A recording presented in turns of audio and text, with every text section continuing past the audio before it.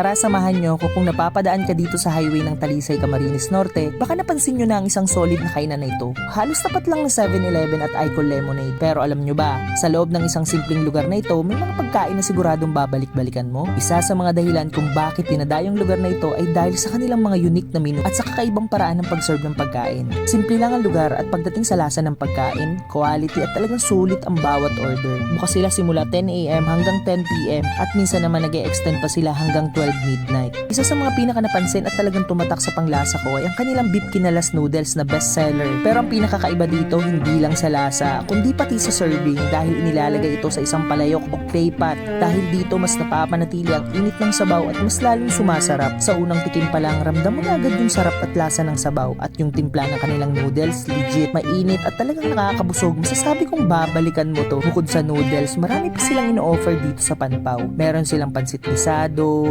siopaw na hindi tinipid sa laman, at iba't ibang silog meals. Meron din silang solo meals na lutong bahay na talagang pang Pinoy na panlasa. Kaya kung naghahanap kayo ng parang lutong bahay na pagkain, siguradong may mapipili kayo dito. Kung mapapadaan kayo dito sa highway ng Talisay, Camarines Norte, huwag niyong kalimutan subukan ng Panpaw.